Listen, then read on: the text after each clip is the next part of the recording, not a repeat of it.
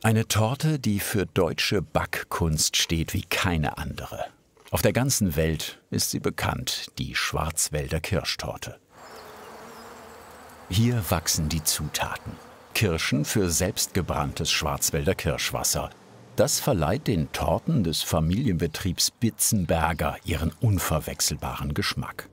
So eine Flasche sind 250 Milliliter, 200 für die Torte, 50 für den Konditor.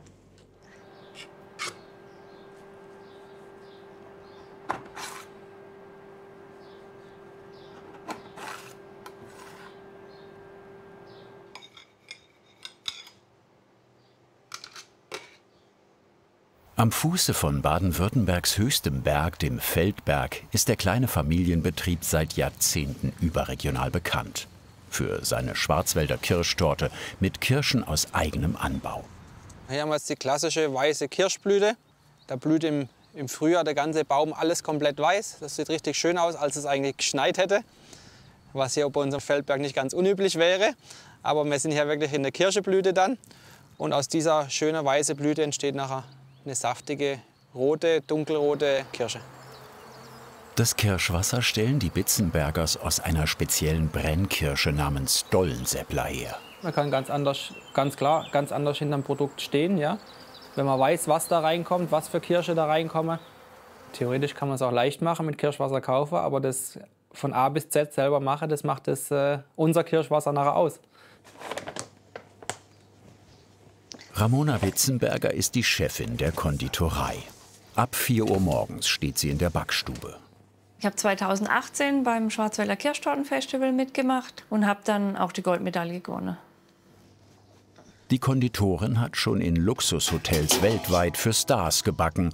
Sogar die englische Queen hat sich Ramonas Kirschtorte schmecken lassen. Der unterste Boden der Kirschtorte ist ein klassischer Mürbeteigboden. Er ist hart und fest wie ein Keks und wird deshalb auch Keksteig genannt. Der feste Teig ist das stabile Fundament der Torte und bildet die unterste Schicht. Er besteht aus Mehl, Wasser, Eiern und Zucker. So, jetzt wiegen wir den Zucker für den Mürbteigboden ab. Da brauchen wir 6 Kilo. Jetzt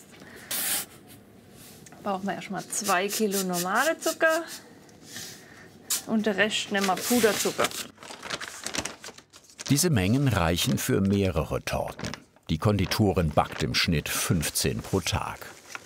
Der Puderzucker löst sich ja schnell auf im Mürbteigboden, wenn der gebacken wird. Und der Kristallzucker, der hebt einfach in dem Boden ein bisschen besser und gibt ein bisschen Textur, dass der ein bisschen fester wirkt. So, jetzt brauchen wir die Butter. Da brauchen wir 7,5 Kilo. Und wie bei allen Sachen, wenn man backt, wenn man gute Rohzutaten nimmt, dann gibt es nachher auch die bessere Torte. Also immer Butter benutzen und keine billigere Fette. Ramona benutzt hauptsächlich heimische Rohprodukte. Regionale Produkte sind für sie das A und O. Dass man wenig Anfahrtswege hat, dass man weiß, dass die aus guter Produktion sind. Dann brauche ich das auch gar nicht nachlesen, sondern ich kenne die Hühner von meinen Eiern und ich kenne die Kühe von meiner Butter.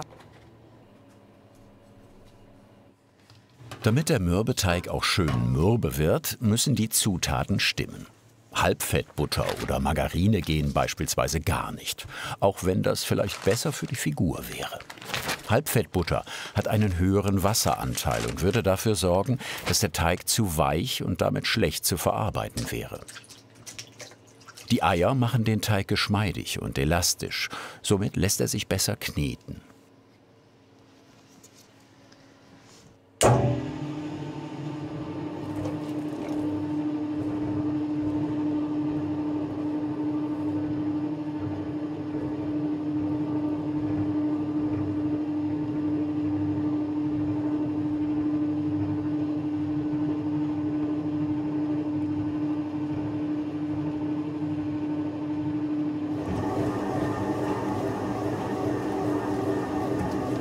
Ein Mürbeteig darf nicht zu lange geknetet werden, sonst trennt sich das Fett vom Mehl und der Teig wäre hart statt zart.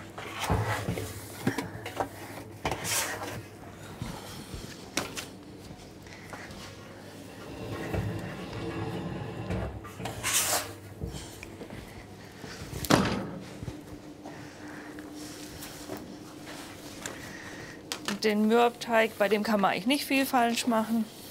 Wichtig ist, dass man ihn nicht zu lang in der Maschine lässt, sonst wird er brandig.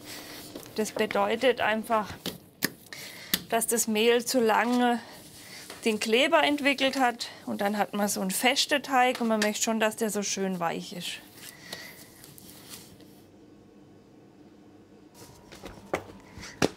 Ramona muss ihren Teig nicht kalt stellen. Da die Butter im Teig schon kalt ist, kann sie ihn direkt weiterverarbeiten. Arbeitet man mit warmer Butter, muss der Mürbeteig unbedingt in den Kühlschrank, für mindestens eine halbe Stunde.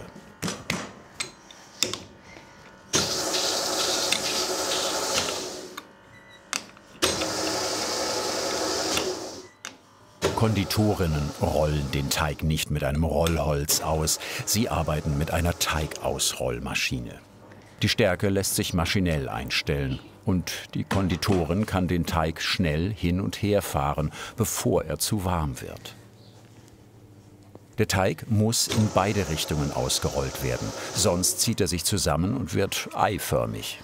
Jetzt mache ich Löcher in den Mürbteig, weil wenn ich keine Löcher reinmachen würde, dann würde beim Backen die Butter anfangen zu kochen und der warme Wasserdampf, der sorgt dann dafür, dass es so kleine Bläschen gibt auf dem Mürbteig. Und deswegen macht man die Löcher rein, dass es keine so Hügel gibt.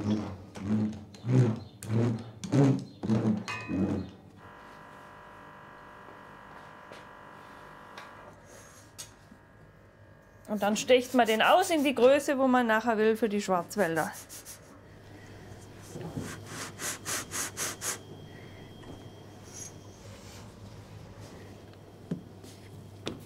Besonders macht unsere Schwarzwälder auch, dass wir natürlich das eigene Kirschwasser herstellen. Das heißt, wir haben eine eigene Obstwiese, wo das Obst dann irgendwann geerntet wird. Dann wird es von meinem Mann eingemeischt und zu leckerem Kirschwasser gebrannt. Und das Kirschwasser kommt dann in meine Hände und ich mache es dann in die Schwarzwälder Kirschtorte. Im Juli sind die Kirschen süß und reif. Manuel Böhler-Bitzenberger hat Obstwiesen im Eggener Tal gepachtet, 50 Kilometer südlich von Freiburg.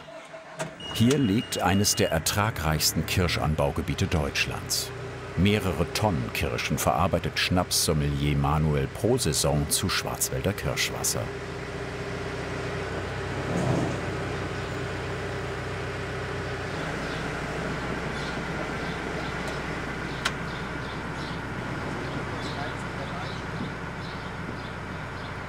Wir hatten jetzt unsere Kirschenernte, haben hier jetzt unser Brennerkirsche da. Das sind sogenannte Dolle-Seppler. Das sind speziell gezüchtete Brennerkirschen, die extrem viel Fruchtzucker haben und ein ganz tolles Aroma.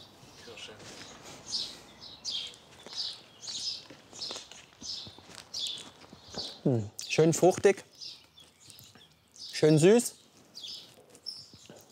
Die perfekte Brennkirsche dieses Jahr.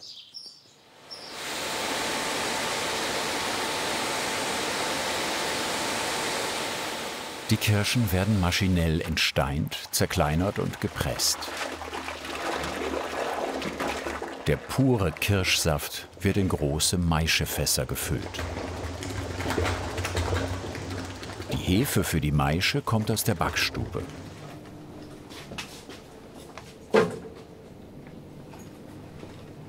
So, hier haben wir dann unsere Obstgärhefe.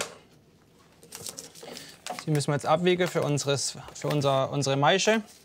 Wir brauchen hier so 15 Gramm pro 100 Liter. Wir haben 400 Liter im Fass, also machen wir so etwa 60 Gramm auf die Waage.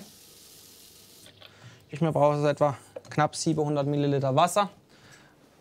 Das Ganze ein bisschen handwarm, darf nicht kalt sein.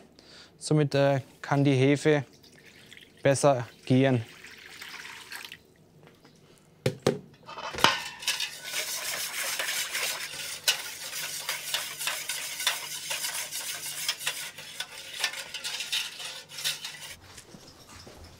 Nachdem die Hefe 20 Minuten gequollen und gegangen ist, kann Manuel sie in die Maische geben. Ich verteile sie immer beim Einleeren schon ein bisschen, dann hat man es nachher ein bisschen einfacher. Dass es auch wirklich schön verteilt ist in der komplette Maische.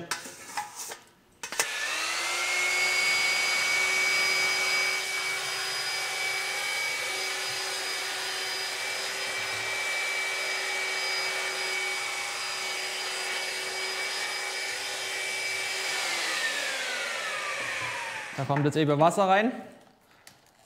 Und in diesem Wasser drin liegt nachher der Deckel. Also schwimmt somit im Wasser. Somit können nachher die Gärgase aus dem Fass raus entweichen. Aber es kann keine Luft mit ins Fass einströmen. Wasser haben wir drin, dann nehmen wir einfach den Deckel, setze den da drauf. So, und sehen wir, der schwimmt schön drin. Optimal, das brauchen wir so etwa 3,5 bis 4 Wochen. Dann kommt die Maische in die Brennerei und wird dann destilliert.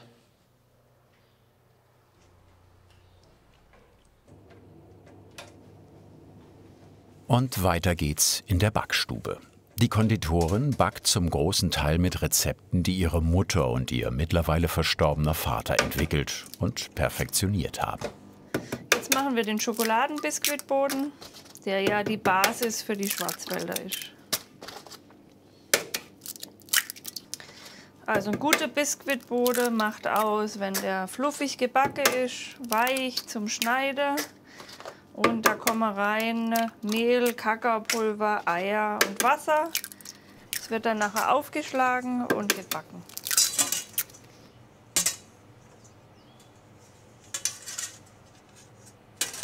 In Ramonas Konditorei sind Mehl und Kakaopulver in großen Mengen vorgemischt. Der Kakao ist stark entölt und somit sehr trocken. Trockenes Kakaopulver verbindet sich besser mit Mehl. Zudem bildet es während des Aufschlagens keine Klumpen. Also ich finde, das Wichtigste an dem Beruf ist, du siehst abends, was du gemacht hast. Also du sitzt nicht irgendwo und tippst was in den Computer und gehst abends heim, sondern du siehst die Werke, die du vollbracht hast. Und das ist auf jeden Fall ein cooler Job, weil du fängst morgens ganz früh an und hast damit eigentlich mittags bist du fast fertig, früher Nachmittag und hast dann eigentlich noch den ganzen Tag, wo andere noch bis abends arbeiten, wo du was machen kannst, hast halt ein bisschen weniger Schlaf, aber es geht schon.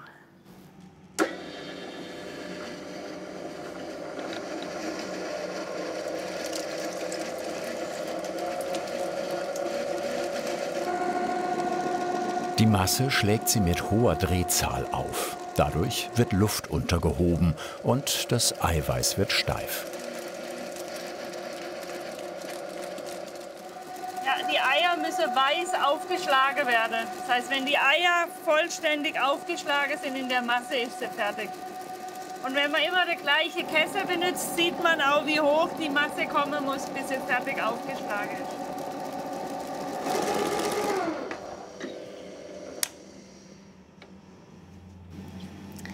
Die Masse ist fertig, die schön weiß aufgeschlagen ist und sich unten so ein schönes, langes Zipfel gebildet hat. Ramona hat weltweit als Konditorin gearbeitet. In englischen und amerikanischen Edelrestaurants oder im Berliner Luxushotel Adlon hat sie Desserts für Will Smith, Vin Diesel oder Michael Jackson gezaubert. Ihr Handwerk hat sie in Freiburg gelernt.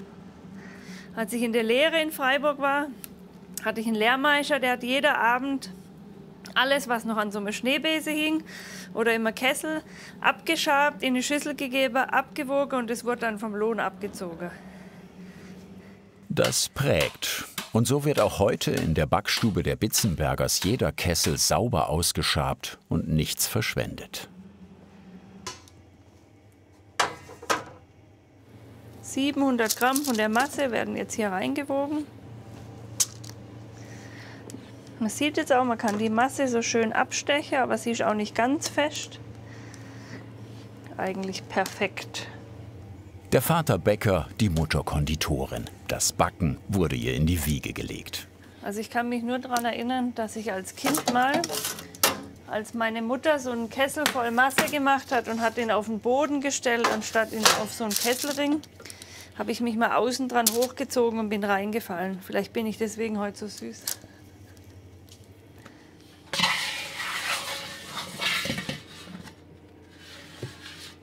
Um die genaue Herkunft der Schwarzwälder Kirschtorte ranken sich viele Mythen. Eine der abenteuerlichsten Geschichten besagt, dass sie aus Persien stammt. Ein Konditor des kaiserlichen Hofs bekam die Aufgabe, eine fettreiche Torte zu entwickeln, um die Damen des Harems schnell auf die damals angestrebte Leibesfülle zu bringen. Historisch belegt ist nichts. Die Baden-Württemberger beanspruchen die Erfindung der Torte für sich. Ab den 1930er Jahren jedenfalls findet sie sich auf deutschen Speisekarten und gilt seitdem als die deutsche Torte schlechthin.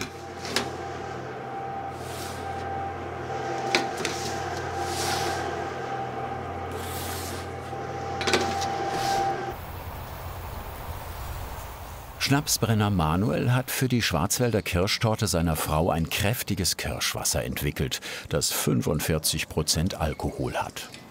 Der Name Schwarzwälder Kirschwasser ist durch den Gesetzgeber geschützt. Als Original Schwarzwälder Kirschwasser darf nur der Schnaps benannt werden, dessen Brennkirschen aus dem Schwarzwald und seinem Umland kommen.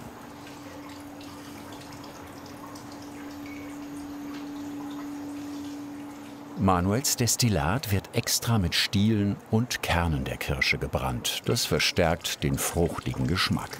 So, nun haben wir hier ein fertiges Tröpfchen von unserem Schwarzwälder Kirschwasser für die Schwarzwälder Kirschtorte. Tolles Kirscharoma, schön von Marzipan, Mandelnote unterstützt vom Stein.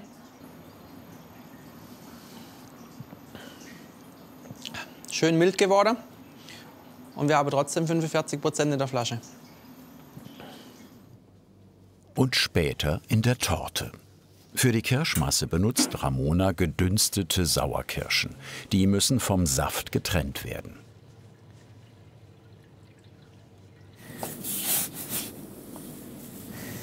So, jetzt wiegen wir den Zucker ab. Danach kommt der Saftbinder, um die Kirschen abzubinden.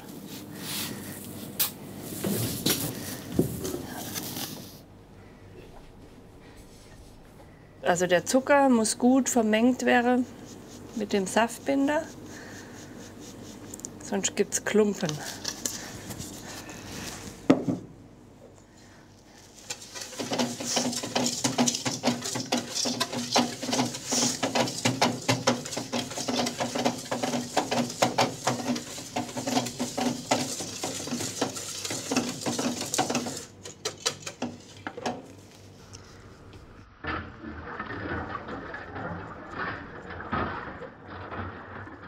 So, jetzt muss man hier schnell genug rühren, dass es keine Klumpen gibt.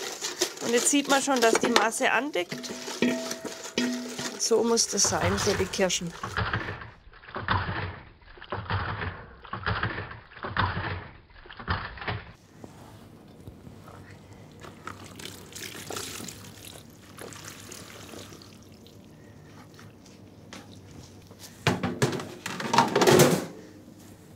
So, jetzt habe ich die Kirschen wieder in den Saft rein und jetzt werden die untergehoben.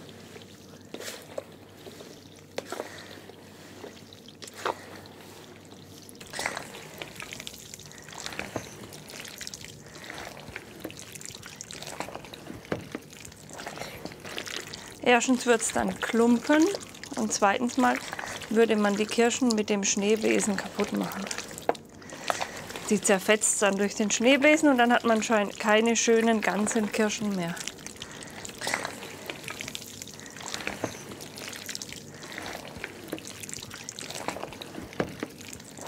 Wenn alle Kirschen unter der Masse untergehoben sind, dann ist fertig. Wie der Name schon sagt, sind die Sauerkirschen leicht säuerlich. Sie bilden nachher den geschmacklichen Kontrast in der sonst so süßen Torte.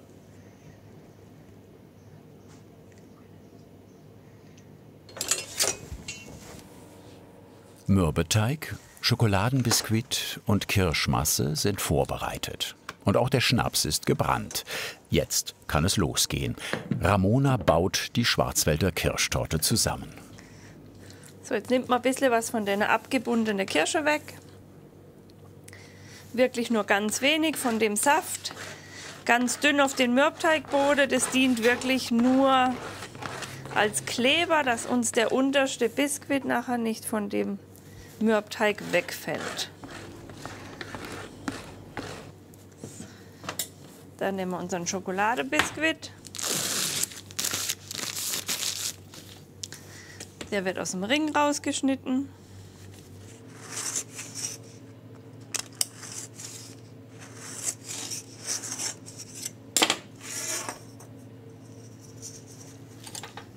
Dann braucht man ein langes Messer Und dann schneidet man den Boden in 3 Teile. Dabei versucht man immer auf einer Seite zu schneiden und den Boden schön zu drehen. Den mittleren Boden schneidet man am dicksten, da muss nachher am meisten Kirschwasser rein.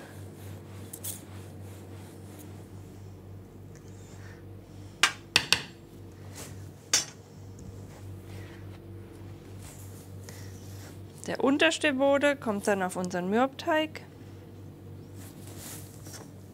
Dann kommt ein Ring außenrum. Und jetzt kommen die Kirsche auf den untersten Boden.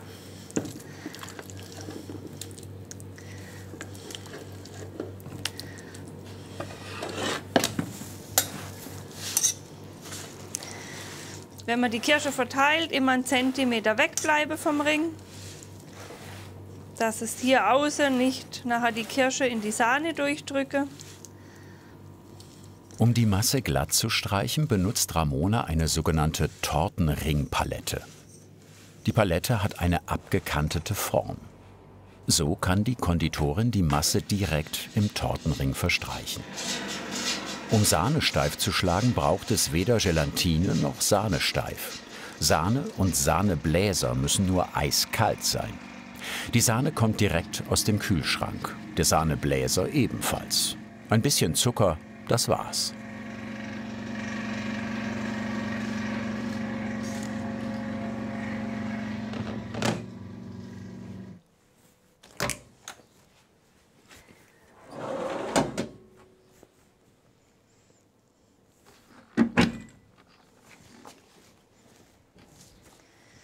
So, jetzt kommt da ein bisschen Sahne auf den untersten Boden. Die Sahne muss immer schön kalt sein. Jetzt füllt man den Zentimeter, den man vorhin Platz gelassen hat, mit der Kirsche, mit der Sahne auf, so dass immer noch die Kirsche ein bisschen durchschimmern. Dann kommt der mittlere Boden. Und jetzt kommt das Wichtigste, das Kirschwasser.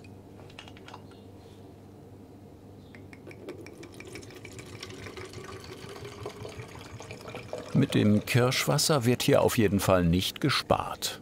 45%iger Alkohol, wohlgemerkt.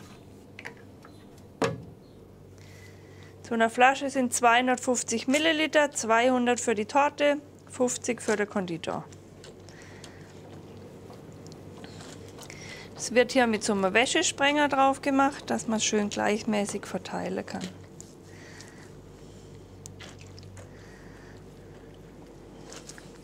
Der Wäschesprenger leert sich und Ramona hört und hört nicht auf.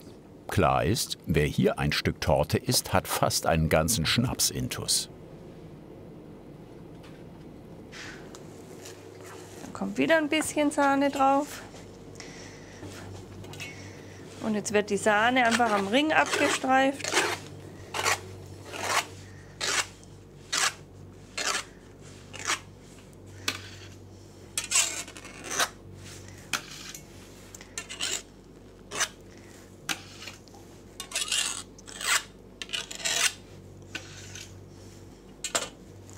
Der oberste Boden wird auch noch getränkt.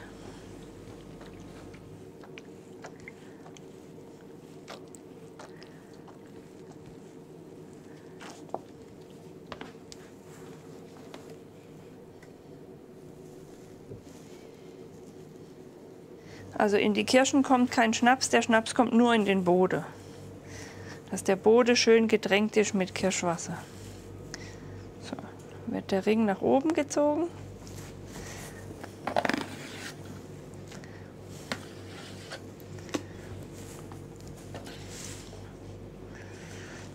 Dann wird wieder die Sahne schön am Ring abgestreift.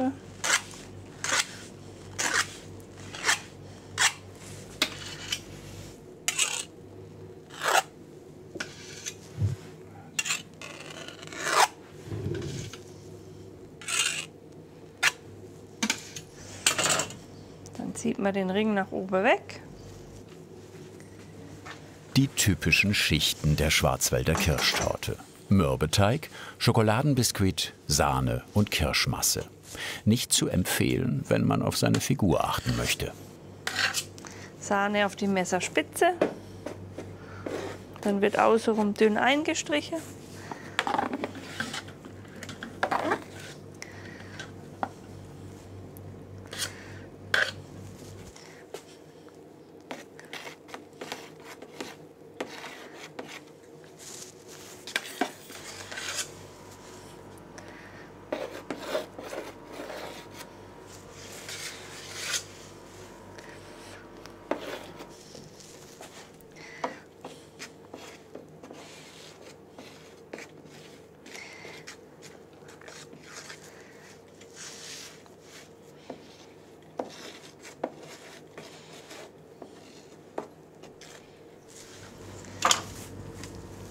Und dann brauchen wir so ein grobes Horn. Und dann wird die Torte einfach außen glatt gezogen.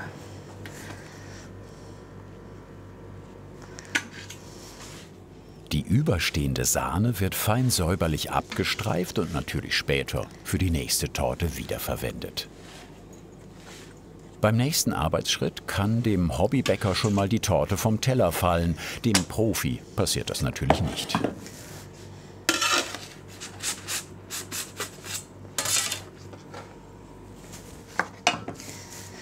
Dann kommen die Schokospäne außenrum. Darauf achten, dass die Torte nicht auf dem Boden landet. Und schön dünn unten den Rand hinmachen, dass es elegant aussieht.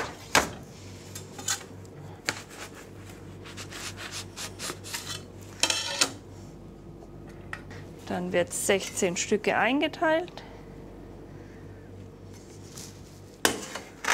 So, jetzt kommt der Spritzbeutel zum Einsatz. Jetzt kommt jetzt die Sahne rein und dann kommen die Rosetten oben drauf. So als Abschluss für die Torte.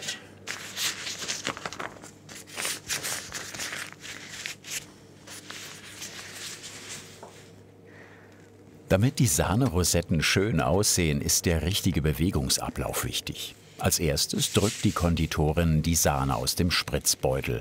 Dann formt sie mit einer schnellen Bewegung zu einem Kreis und legt sie ganz vorsichtig ab.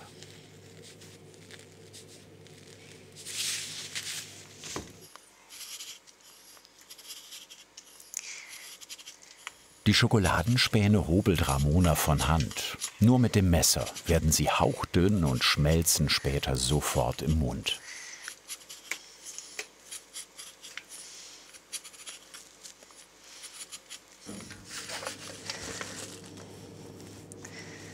Die werden jetzt hier oben ganz dünn an den Ring dran gelegt von der Rosette.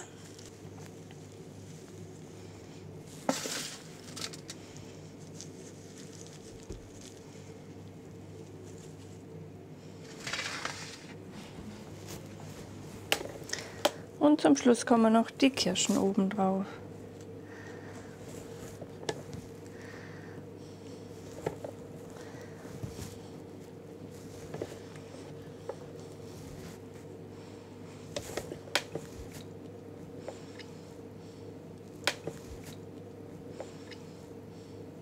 Fertig.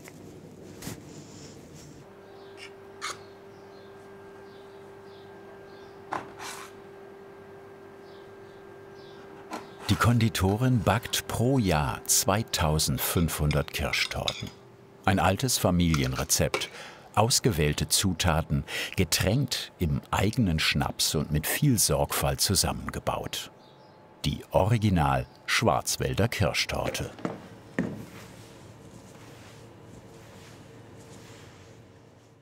Was hat dich am meisten an dieser Handwerkskunst begeistert? Schreib es uns in die Kommentare und wir freuen uns natürlich über dein Kanalabo.